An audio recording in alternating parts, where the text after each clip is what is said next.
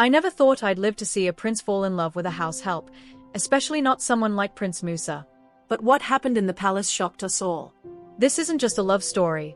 It's a story about power, sacrifice, and the price of following your heart. I was a cook in the palace of the wealthiest kingdom in our region. Life in the palace wasn't easy. The work was hard, and the rules were stricter than you can imagine. The worst part? Prince Musa. Prince Musa was everything you'd expect from royalty: rich, powerful, and good-looking. But he had a temper like fire, and he made sure everyone knew their place. No one dared cross him. Asiya joined the palace as a house help a few months after me. She was quiet, almost invisible. She worked hard, kept to herself, and avoided trouble. But there was something about her, the way she carried herself, that made you notice her without her even trying. One day, the prince barged into the kitchen, his voice booming. "Who cleaned my quarters today?" "It's a disaster." Everyone froze. His anger was like a storm, unpredictable and destructive. Asiya stepped forward, her mop still in hand. "I did, Your Highness," she said, her voice steady. "I'll fix it right away." We all held our breath. But instead of yelling, the prince stared at her for a moment. It was like he didn't know how to respond. Then he muttered something under his breath and walked away. That moment, that was the start of something none of us could have imagined. After that day, Prince Musa started acting differently. He wasn't kind, exactly, but he wasn't as cruel as before. He began finding excuses to be near Asiya. One day, he asked her to bring water to his chambers. Another day, he commented on how well she cleaned. Asiya, though, didn't seem to care. She treated him like any other person, respectful but distant. She wasn't trying to impress anyone, and maybe that's what intrigued him the most.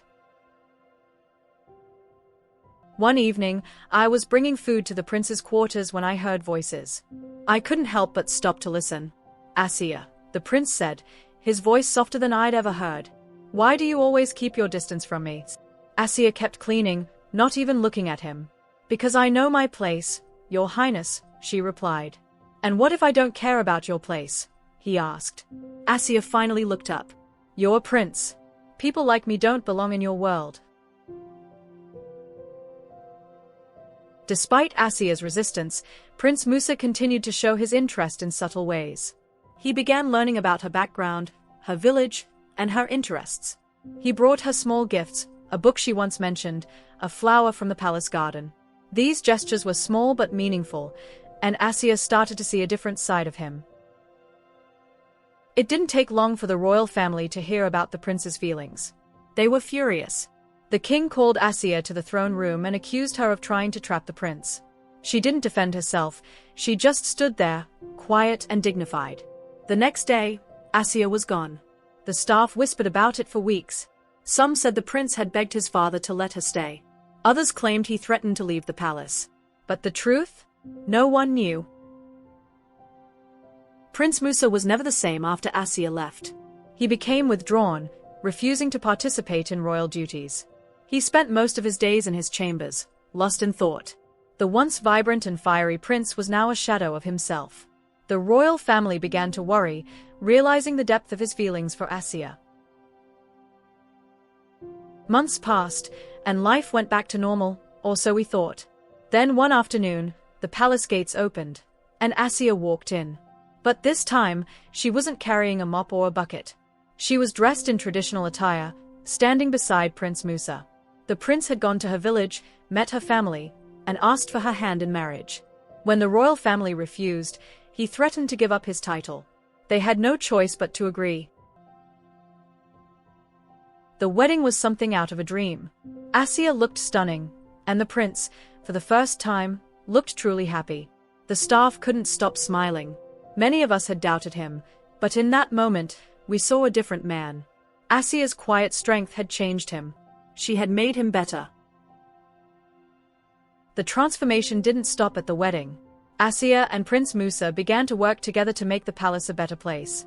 They introduced new rules that were fair to everyone. The staff were treated with respect, and the atmosphere in the palace changed. It became a place of joy and laughter, rather than fear and strict hierarchy. Asiya's influence extended beyond the palace walls. She encouraged the prince to reach out to the common people, to understand their struggles and find ways to help. Together, they built schools, improved healthcare, and created opportunities for the people of the kingdom. Their journey wasn't without challenges. Some members of the court still harbored resentment towards Asiya, seeing her as an outsider. Neighboring kingdoms, hearing of the prince's marriage to a commoner, questioned the kingdom's strength. Asiya and Prince Musa stood firm, their love and dedication to each other and their people only growing stronger with each trial. Under the leadership of Asiya and Prince Musa, the kingdom flourished.